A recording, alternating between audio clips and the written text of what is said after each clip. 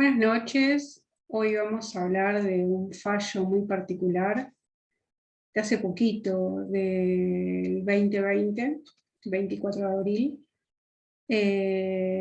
Y la actora es Cristina Fernández de Kirchner, como representante del Senado. Como bien sabemos, el vicepresidente de la Nación es presidente del Senado, cabeza del Senado. Y bueno, ella eleva una acción declarativa de certeza contra el Estado Nacional. ¿Cuál era el motivo? Ella, en su carácter como presidenta del Senado, promueve esta acción a los fines de que en el marco excepcional del tema de la pandemia y la emergencia que desencadenó, despeje un estado, o sea, que la Corte despeje un estado de incertidumbre respecto a la validez de sesionar mediante medios virtuales o remotos. En aplicación del artículo 30 del reglamento del Senado. Ella va como representante y en cuanto establece que los senadores constituyen Cámara en la sala de sus sesiones y para los objetos de su mandato, salvo en casos de gravedad institucional. La preocupación era la validez, la seguridad, la transparencia en relación a sesionar por otros medios que no sean presenciales. Para fundamentar su petición, ella encuadra esta solicitud en la situación excepcional que se origina por medio de la propagación del virus COVID-19 y sus gravísimas consecuencias en la salud del ser humano, que a su vez causan la saturación de los sistemas sanitarios, la alteración de la economía mundial y la paralización social a escala planetaria. Frente a ello sostiene la acuciante necesidad de legislar en materia tributaria para las consecuencias económicas que esta pandemia tiene sobre el mundo en general y sobre la Argentina en particular, que se vuelve impostergable que se reanude la actividad del Congreso de la Nación. Precisa que la materia tributaria no puede ser objeto de decreto de necesidad y urgencia, porque como bien sabemos no es una atribución permitida al Poder Ejecutivo en virtud de esa provisión que establece la Constitución Nacional. Alude seguidamente a las normas que el Poder Ejecutivo Nacional dictó en el marco de la crisis sanitaria para evitar la propagación de la enfermedad en el territorio nacional. Explica que el Senado de la Nación adhirió a la normativa que ordenó el aislamiento social y preventivo por resolución RSA 548-2020. Es por ello que precisa que en su mayoría los senadores que integran el cuerpo se encuentran en sus provincias de origen, en virtud de no romper el aislamiento preventivo, hace como una consulta a la Corte. Expone que en este marco excepcional, ¿no?, pandémico, debe habilitarse la posibilidad de sesionar mediante un sistema remoto virtual que permita acreditar la conformación del quórum para garantizar el debate y posibilitar la votación de los senadores. Precisa que se provee un sistema seguro que permita la identificación de todos los senadores, su plena participación en el debate y la garantía de transparencia de las votaciones que se realicen en dicha plataforma.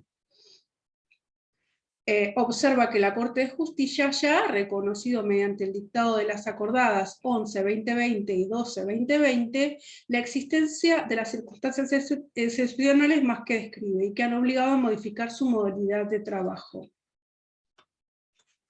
Apunta que dicha situación también ha sido receptada por otros poderes legislativos de diferentes países.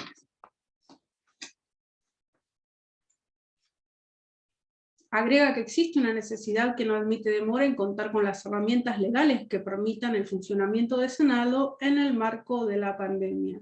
Es por ello que solicita a esta Corte que se aboque al tratamiento urgente de esta situación tan apremiante y despeje toda incertidumbre que pudiese existir respecto al procedimiento que adoptara el Senado de la Nación y la Cámara de Diputados a los fines de proporcionar al Estado Nacional las herramientas legales para afrontar esta verdadera crisis como jamás enfrentó nuestro país ni el mundo. Respecto de la vía que ella utiliza para iniciar la acción, ella sostiene que se encuentran acreditados los requisitos de procedencia de la acción prevista en el artículo 322 del Código Procesal Civil y Comercial de la Nación, dado que la pretensión carece de un mero carácter consultivo o especulativo, puesto que el estado de incertidumbre planteado se vincula directamente con el formal y sustancial funcionamiento de la Cámara de Senadores de la Nación en el contexto de emergencia actual.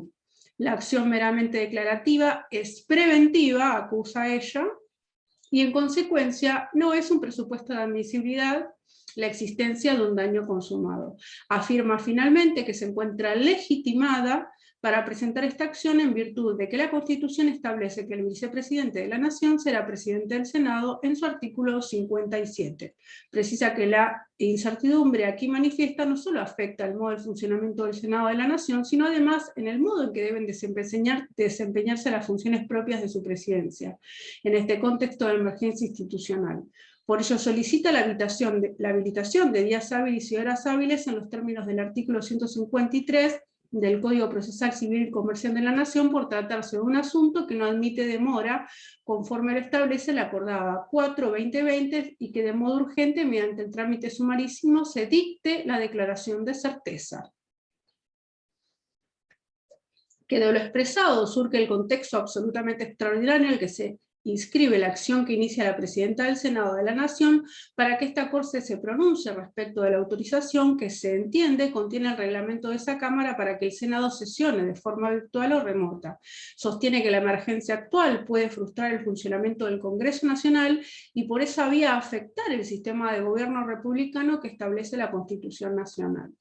Así, a los términos del planteo efectuado, requiere empezar por referir a las reglas de admisibilidad de las acciones declarativas de certeza que ha establecido este tribunal y, con igual énfasis, seguidamente recordar que aquellas que hacen al cumplimiento de las funciones de esta Corte como Tribunal de Justicia y Poder del Estado. Ese fue el planteo de la declaración, de la acción declarativa de certeza que inició la Presidenta del Senado, Cristina Fernández de Kirchner. Bueno, ahora vamos a compartir un Power para poder entender mejor el fallo.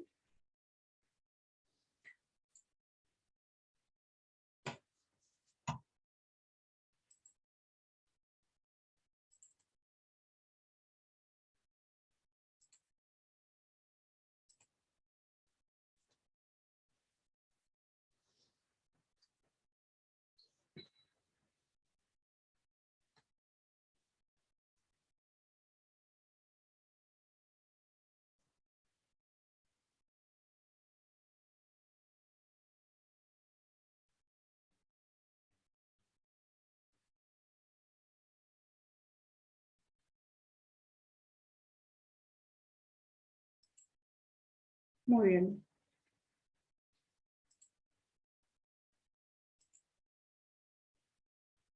Bueno, los magistrados eran Rosenkrantz, Hayton del Nolasco, Maqueda, Rosati y Lorenzetti, que se encontraba en Santa Fe, por el tema del aislamiento preventivo.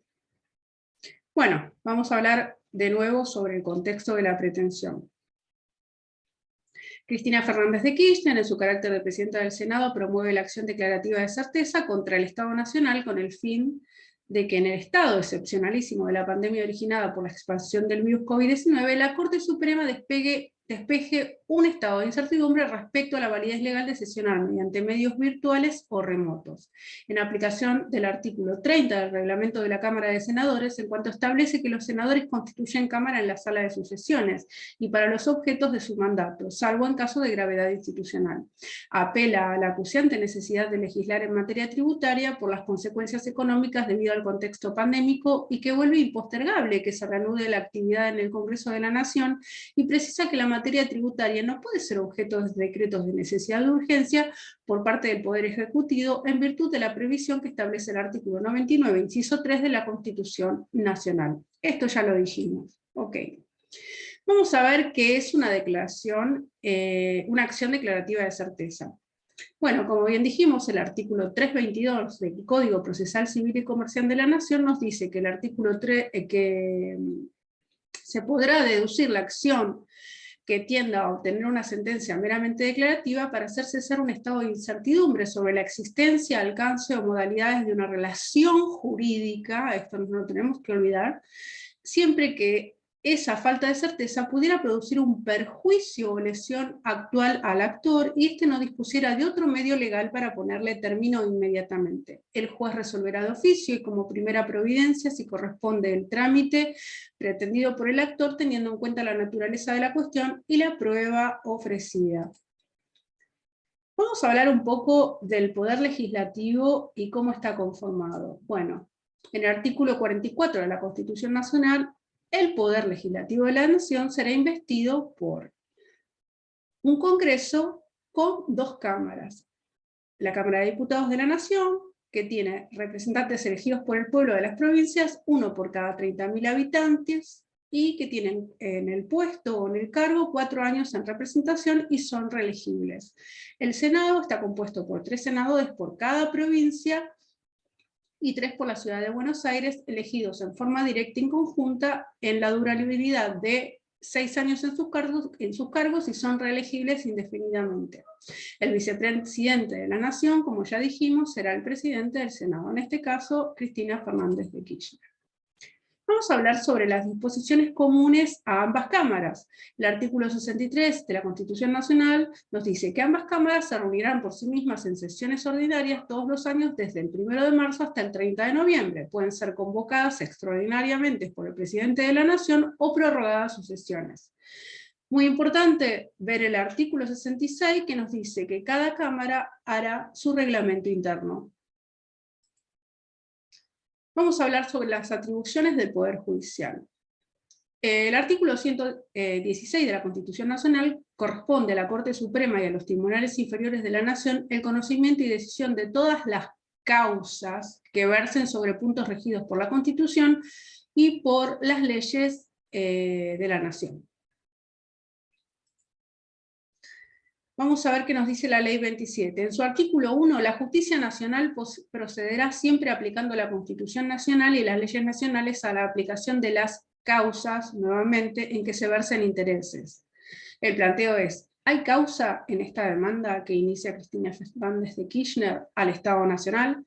En el artículo 2, el pronunciamiento de la jurisdicción en el caso debe ser planteada a instancia de parte, en obvia referencia a la alegación por un supuesto hábil y vinculado con un interés jurídicamente protegido. Vamos a hablar sobre qué nos dice el reglamento del Senado. En su artículo 30, los senadores constituyen cámara en la sala de sus sesiones y para los objetos de su mandato, salvo en casos de gravedad institucional. En el artículo 36, solo el presidente habla en nombre e informa. En nombre del Senado, obvio, ¿no? La Constitución Nacional nos dice, en relación a las disposiciones comunes a ambas cámaras, cada cámara hará su reglamento, como repetimos anteriormente. Bueno, vamos a hablar sobre cuándo hay caso judicial.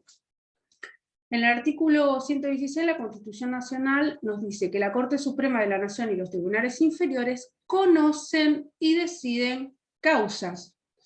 La Ley 27, en su artículo 2, dice: la justicia federal nunca procede de oficio, ejerciendo su jurisdicción en los casos contenciosos en que es requerida instancia de parte. En el artículo 116 de la Constitución Nacional, existe causa o caso cuando dos o más partes no se ponen de acuerdo sobre los hechos y o el derecho que debe aplicarse a una relación jurídica, requiriendo de un tercero imparcial, en este caso un juez, que decida la cuestión. Lo esencial es la existencia de una controversia fáctica o jurídica. Este incluye la posibilidad de que los jueces puedan emitir opiniones consultivas. Los jueces no opinan, deciden. La controversia debe ser actual en el momento de ser planteada, no prematura o ya concluida, como deriva en caso abstracto. En todos los supuestos, la comprobación de la existencia de un caso es imprescindible. La pregunta es, ¿hay un caso en esta demanda?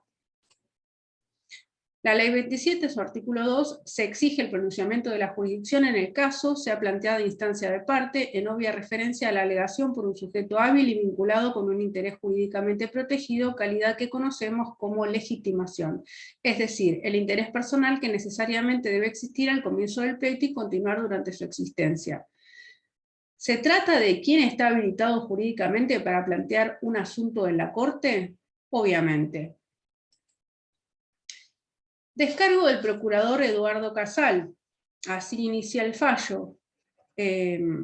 La actora considera que se encuentra acreditada en los requisitos de procedencia de la acción prevista en el artículo 322 del Código Procesal Civil y Comercial de la Nación. Su pretensión es de carácter consultivo o especulativo y acusa que la acción declarativa de certeza es preventiva y no es presupuesto de admisibilidad la existencia de un daño consumado.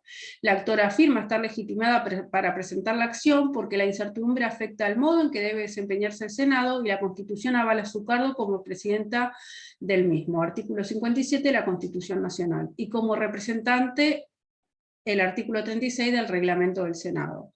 Pide a la Corte Suprema pronunciarse porque se puede frustrar el funcionamiento del Congreso Nacional y afectar al sistema republicano que establece la Constitución Nacional. Descargo 2 del Procurador. La actora alega que sesionar de forma presencial implicaría la ruptura del distanciamiento social obligatorio, y varios funcionarios se encontraban en sus hogares, obviamente respetando el distanciamiento. Consulta si se proveerá de un sistema seguro de participación y asistencia de los senadores, asegurando transparencia. Según este cuadro de situación, se genera una gravedad institucional extrema que compromete la posibilidad de funcionamiento de uno de los tres poderes que conforma el Estado argentino. Descargo del procurador número 3. Los pronunciamientos de la Corte Suprema están condicionados a la presentación de casos justiciables. Tiene que existir una controversia, le dice Eduardo Casal, un derecho debatido entre partes adversas, la causa no debe ser abstracta, o sea, tratarse de planteos prematuros o que hubieran devenido insustanciales, las decisiones de la Corte custodian la Constitución y están insertas en una realidad histórica, en contextos excepcionales es imperioso asegurar la existencia misma de las autoridades de la nación creadas por la Constitución y la posibilidad del debate legislativo en contextos de excepción, como sucedió en el fallo Alem. Es imperioso ofrecer respuestas institucionales en contextos críticos que permitan salidas. Asegurar la subsistencia y continuidad del orden constitucional es la única valla contra la anarquía y el despotismo. La revisión de constitucionalidad de las leyes federales es la esencia misma del deber de administrar justicia. Fallo Marbury versus Madison. En 1887 se desarrollan los fundamentos del control de constitucionalidad, fallo Sojo, jurisdicción y competencia. Corresponde efectuar la admisibilidad de la demanda traída a los estrados si presenta caso justiciable o compete al ámbito propio exclusivo del órgano, que serían las atribuciones del Senado. En realidad es que parte de las atribuciones del Senado es crear su propio reglamento interno, o sea que consultarle a la Corte la modalidad de trabajo no tiene sentido, o sea, y además no existe un caso, existe una única parte, que sería la presidenta. No hay una negación de parte del Estado de la forma en que deben trabajar. Abstenciones de la Corte en relación a, y de esto hay doctrina jurisprudencial. La Corte se abstiene de revisar procedimientos de sanciones de leyes en varias materias, fallos Cullen, Petrus y compañía azucarera, remoción de empleados de administración, fallo Ávila Pose, legalidad de composición del Congreso, fallo Varela, revisar causales de juicio político, caso Nicoria y Brusa, se abstiene sobre la validez de títulos de miembros de las cámaras, caso Unión Cívica Radical, se autorrestringe las acciones privativas de otros poderes salvaguardando el principio republicano y para evitar el avance de su poder en desmedro, no controla procedimientos legislativos para mantenerse dentro de su jurisdicción. En el fallo Barrick de 2019 y su jurisprudencia reconoce límites a las cuestiones justiciables. El Poder Judicial no puede contestar ni sobre el fondo y la forma de las deliberaciones en las que el Congreso haya ejercido una atribución política. La Corte pondera la defensa de la supremacía constitucional y la Corte debe velar porque ninguno de los otros poderes actúe por fuera de las atribuciones que la Constitución le confiere y porque ninguno de esos poderes se desvíe. Estas son las cosas a las que las Cortes se abstienen. Puntos en cuestión del fallo. Punto A. ¿Es necesario que el Senado de la Nación, para sesionar de forma virtual o remota, le solicite autorización a la Corte? Sesionar remota o presencial es una atribución del Poder Legislativo, instrumentativa para crear la ley. No configura per se riesgo alguno. B. La Constitución no prohíbe el modo en que tienen que sesionar las cámaras. Instituye el quórum, artículo 64, válido y promulga el Ejecutivo, Ley de Nación, artículo 78. Artículo 63. Sesión de las cámaras. No dice sobre el lugar o la forma presencial o remota que debe encontrarse para sesionar. D. La Constitución Nacional pone en cabeza de cada Cámara el dictado de su reglamento interno en el artículo 66. Reconoce su autonomía para regular su funcionamiento sin ignorar las restricciones. C. Si la Corte autorizara lo que se solicita en la demanda de la actora, también tendría el poder de no autorizar otras cuestiones internas del propio Senado, invadiendo la competencia constitucional de otro poder del Estado. Votos resolutorios. Bueno, el Procurador General, ¿qué dice? El Senado tiene las atribuciones constitucionales para interpretar su propio reglamento en relación a la modalidad de sesionar sin necesidad de recurrir a la Corte. Se rechaza la acción incoada. Votos de los jueces de la Corte. La mayoría, Hayton de Nolasco, Lorenzetti y Maqueda. El voto concurrente de Rosati y la disidencia parcial de Rosenkrantz. Bueno, vamos a hablar un poco sobre el voto de Rosati. Argumentación del voto concurrente. Bueno, en el primer punto habla de la legitimación. La actora está legitimada como presidenta de la Cámara para representar al Senado, pues bajo el artículo 57 de la Constitución Nacional y el artículo 36 del Reglamento del Senado, puede actuar ante órganos jurisdiccionales ante un eventual conflicto concreto.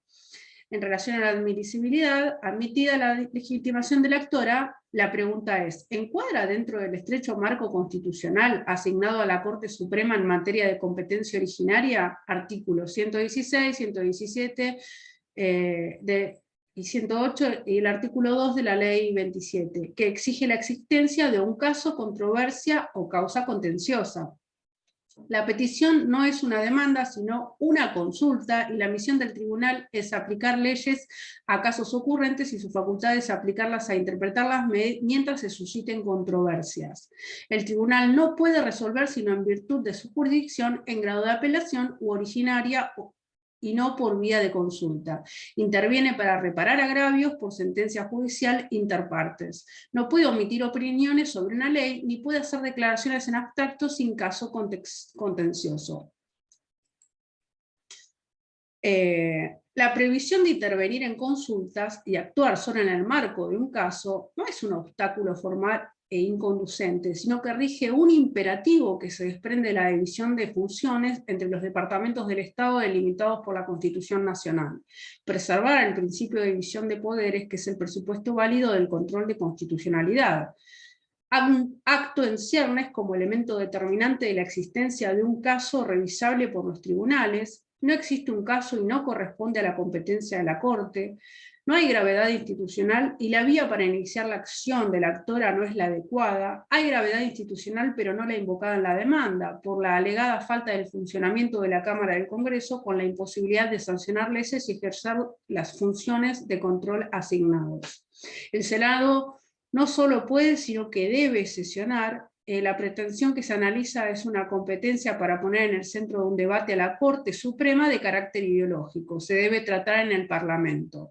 Resuelve declarar que la pretensión no corresponde a la competencia de la Corte. Ese es el resultado de Rosati.